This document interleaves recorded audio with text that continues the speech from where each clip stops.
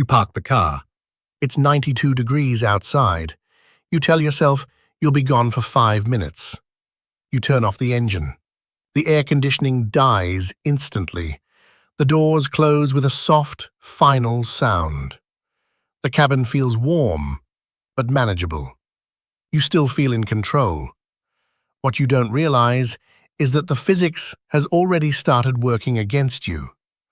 Most people think the danger begins when the air inside the car becomes unbearable. That is wrong.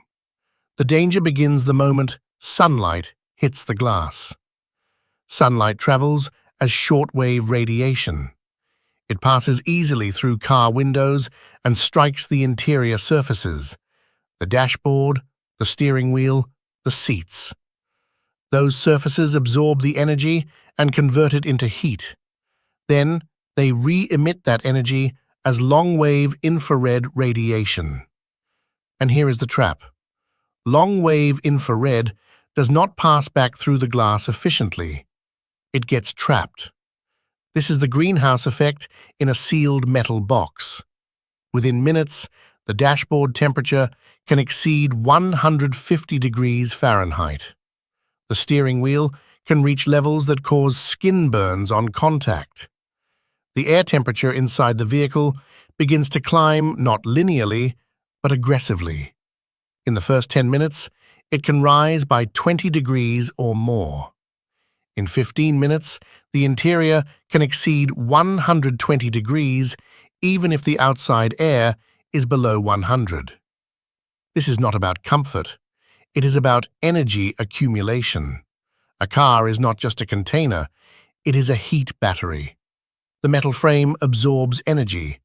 The glass allows radiation in, but slows its escape.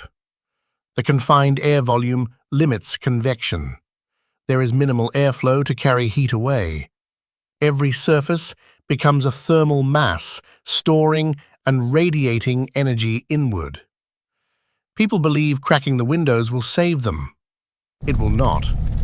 Opening a window an inch does almost nothing to stop radiant energy. Solar radiation continues to enter at nearly the same rate. The dominant heat input is not trapped air. It is constant energy from the sun. Slight ventilation Cannot compete with sustained radiation loading. The interior still heats rapidly because the primary mechanism is not lack of oxygen. It is trapped infrared. Shade helps, but it does not eliminate the problem. Even in shaded conditions, ambient heat transfers into the vehicle through conduction and convection from the surrounding air. If the pavement beneath the car is radiating heat upward, that energy enters the vehicle's undercarriage and floor. Asphalt can reach temperatures far above the surrounding air. You are not just fighting the sun, you are fighting the entire thermal environment. Now consider what happens to your body inside that space. Your body maintains a core temperature near 98.6 degrees Fahrenheit. It constantly produces metabolic heat. Under normal conditions, it dissipates that heat through radiation, convection, and evaporation. But inside a sealed vehicle, in direct sun, all three mechanisms begin to collapse. Radiation reverses. Instead of losing heat to cooler surroundings, your body absorbs radiant energy from superheated surfaces. Convection fails because the surrounding air is hotter than your skin. Heat moves from hot to cold. If the air is hotter than you, the direction of transfer flips. Instead of cooling you, the air warms you. That leaves evaporation. Sweat becomes your last defense. But evaporation depends on air movement and humidity. Inside a sealed car, the air becomes increasingly humid as you sweat. The moisture accumulates. The cooling effect weakens. Sweat drips instead of evaporating efficiently. The system begins to overload. Here is the part people underestimate. This process accelerates. As interior temperature rises, materials release stored heat more aggressively. Plastic dashboards, foam seats, and synthetic fabrics do not just absorb heat, they radiate it back continuously. The cabin becomes an oven, not because of fire, but because of sustained energy trapping. Every minute increases the total heat load inside the vehicle. Children and pets are especially vulnerable because their thermoregulation systems are less efficient. A child's body temperature rises 3 to 5 times faster than an adult's in extreme heat. They produce heat metabolically and cannot dissipate it quickly. Their surface area to mass ratio works against them in high temperatures. They overheat faster and reach critical thresholds sooner. But even healthy adults are not immune. Within 15 minutes in extreme conditions, core temperature can begin rising toward dangerous levels. Early symptoms are subtle: fatigue, headache, irritation. You may feel dizzy, but attribute it to discomfort. Meanwhile, internal temperature climbs. Many heat-related deaths occur not because someone intended to stay in the vehicle, but because they underestimated the speed of thermal escalation. I was only gone for a few minutes. The windows were cracked. It didn't feel that hot outside. Those statements ignore the mechanism. Cars amplify heat beyond ambient air temperature. They do not mirror the outside environment. They intensify it. Even modern vehicles with tinted windows and reflective sunshades cannot fully stop radiant loading. Tinted glass reduces some ultraviolet radiation, but does little against infrared heat buildup. Sunshades block direct sunlight on the dashboard, but do not eliminate thermal transfer through the glass and body panels. They slow the process slightly. They do not neutralize it. Once interior temperature passes a certain threshold, survival becomes a race against time.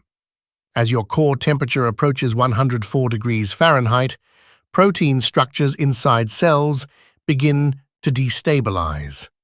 The brain becomes vulnerable. Judgment deteriorates. Decision-making slows. You may feel confused, but not recognize the severity of your condition. That cognitive decline is part of the danger. The system disables your awareness before it disables your body. The 15-minute window is not a fixed universal number. It is an estimate under common summer conditions. On hotter days, escalation is faster. On cooler days with direct sun and no wind, it still happens. The trap is not about a specific temperature. It is about heat entering faster than it can escape. And once that imbalance begins, endurance is not a solution. Physics does not negotiate. In Part 2, we will break down exactly why air conditioning cannot save you once the engine is off, why remote start myths create false security, and the precise steps that actually interrupt the thermal spiral before it becomes fatal. Air conditioning feels like protection. It feels like control. But air conditioning is not a passive shield. It is an active system that requires constant energy input. The moment the engine shuts off, the cooling system shuts down with it. There is no residual protection. There is no thermal buffer. The cabin immediately begins equalizing with the environment and then surpassing it as solar radiation continues to accumulate. Many people assume remote start solves the problem. It does not. Remote start only delays the inevitable if the vehicle remains unattended. If the engine stalls, runs out of fuel, or is automatically shut off by safety timers, the cooling stops. In direct sunlight, the heating rate resumes instantly. The interior does not hold cool air. It absorbs heat from every surface simultaneously. Within minutes, the thermal gradient reverses again. The core mistake is believing the car is neutral space. It is not neutral. It is an amplifier. Consider the materials inside a vehicle. The dashboard is typically dark plastic, engineered for durability, not thermal reflection. Dark surfaces absorb more radiant energy than light surfaces. The steering wheel, seats, and interior panels are built with foam and synthetic fabrics that store heat efficiently. These materials increase internal temperature not only through direct sunlight, but by re-radiating energy long after the initial exposure. When you re-enter a hot car and feel that wave of heat hit your face, that is stored radiation being released into the air. The car does not cool immediately when the sun dips behind a cloud. The thermal mass continues emitting energy inward. This is why even short stops become dangerous in peak summer hours. A grocery run, a fuel stop, a quick errand.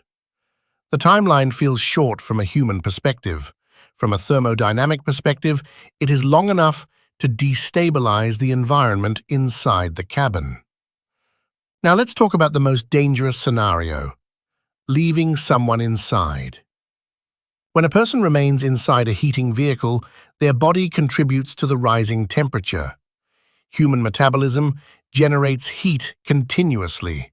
In a sealed space, that additional energy increases humidity and raises the internal thermal load. The air becomes heavier with moisture. Evaporative cooling becomes less effective. The system accelerates. Children cannot regulate temperature as efficiently because their sweating response is not as developed. Their cardiovascular systems cannot compensate for rapid heat stress the way an adult's can. By the time visible distress appears, internal temperature may already be approaching critical levels. Heat stroke inside a vehicle does not unfold slowly. It escalates. First comes discomfort, then lethargy, then confusion. Sweating may initially increase, but as dehydration sets in and core temperature rises further, sweating can decrease or stop. Skin becomes hot and dry. Heart rate increases dramatically as the body attempts to circulate heat away from vital organs. Blood pressure may drop. Dizziness intensifies. Once core temperature exceeds approximately 104 degrees Fahrenheit, the risk of organ damage becomes significant. The brain is particularly vulnerable. Cognitive impairment worsens. Speech becomes incoherent. Coordination fails. In extreme cases, seizures can occur. Without rapid cooling and medical intervention, irreversible damage can happen in a short window. What actually interrupts this mechanism? First, eliminate radiant input. If possible, exit the vehicle entirely. If that is not immediately possible, move the vehicle into full shade and open all doors to create cross-ventilation. Do not rely on partially cracked windows. They are insufficient. Second, increase airflow aggressively. Air movement restores convection and improves evaporation. Open doors create a rapid pressure equalization that allows trapped heat to escape faster than narrow window gaps ever could. Third, apply external cooling to the body's major heat exchange points. The neck, armpits, and groin contain large blood vessels close to the surface. Cooling these areas lowers core temperature more efficiently than pouring water randomly over the body. Fourth, hydrate steadily, not desperately. Rapid consumption of ice-cold water may feel effective, but shock cooling the stomach does little to immediately reduce core temperature and may cause discomfort. Consistent fluid intake with electrolytes supports circulation and sweating efficiency. Fifth, never assume tolerance equals safety. Just because you have endured heat before does not mean this environment is identical. Sun angle, humidity, wind speed, and surface reflection all change the equation. The physics resets every time. One of the most dangerous psychological traps is normalization. When you sit inside a warming car and tell yourself, "I'll be fine," you are negotiating with physics. But physics is indifferent. It does not respond to confidence. It responds to gradients and energy transfer. Vehicles are engineered for transportation, not climate stability. They are not shelters in extreme heat. They are accelerators of environmental conditions. The 15-minute mark is not symbolic. It represents how quickly energy accumulation can outpace biological regulation. It is a reminder that escalation can occur within a single short errand, within one distraction, within one assumption. Survival in heat is not about toughness. It is about early interruption of imbalance. The moment you recognize that the interior temperature is rising rapidly, action must follow immediately. Waiting to see if it gets worse is the wrong strategy. By the time it feels unbearable, your body may already be losing the race. Understand the system. The car is not your ally in extreme heat. It is a sealed chamber designed by physics to trap radiation and store energy. Respect that mechanism, and you prevent catastrophe. Ignore it, and the spiral begins quietly, invisibly, and far faster than most people expect. Survival systems exists for this reason, not to create fear, but to reveal mechanisms. Once you understand how heat enters, accumulates, and overwhelms, your behavior changes automatically. You stop guessing. You start managing inputs and outputs. Your car does not become an oven because it is malicious. It becomes an oven because of sunlight, glass, and confined air. The equation is simple. The consequences are not. Understand the system. Survive the event.